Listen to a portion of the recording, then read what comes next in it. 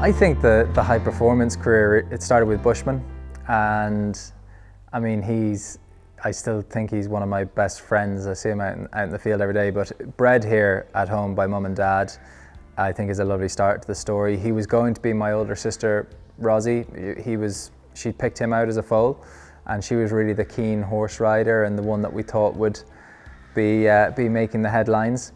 But as a young horse, George, as we called him, he questioned everything, and he made life quite difficult. His first outing with Roz resulted in an ambulance trip to Naas Hospital. Then Dad had a go, and then I think he decided he was even a little bit too old for that as well at that point. So then he ended up with me, and it was really, when he was a 7-year-old, it was my last year in Young Riders. Typical Irish attitude. I said, Asher, we'll give it a go. In January, we would have been completely out of our depth thinking about Young Riders. But we got there and we finished 4th. And huge result, just missed a podium individually. And that was the near miss. I think it'd be a bit harsh to call it a failure, but it was one of those moments when I thought, I'm good enough to get close, and now I want to get closer. So he really got the ball rolling. We did our first senior championship in 2009, and I mean, what's he done? He's 4 badmintons, a Burley, 3 European Championships and 2 World Games. You know, what a horse. And the biggest thing about him was he had the heart to allow me to learn my job. And I put him in an awful lot of difficult situations, ones that he won't thank me for, and I apologize for. But what a horse to allow me to do that, to allow me to learn my trade.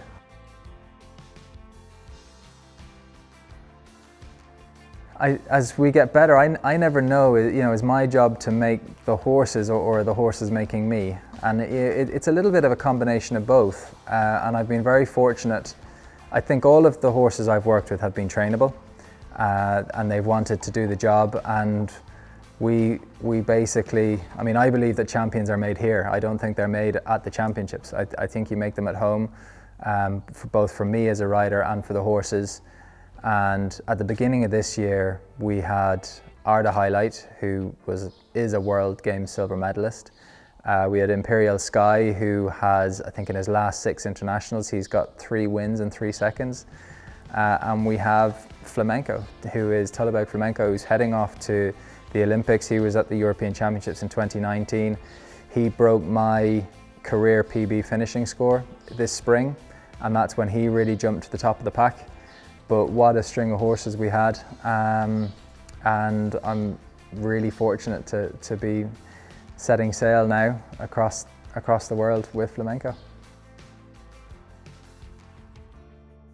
I genuinely stopped doing this for me about 4 or 5 years ago. You know, I decided, it was Arda Highlight at the time, and I said, if I'm going to compete at the top level, I want the world to see what these horses can be.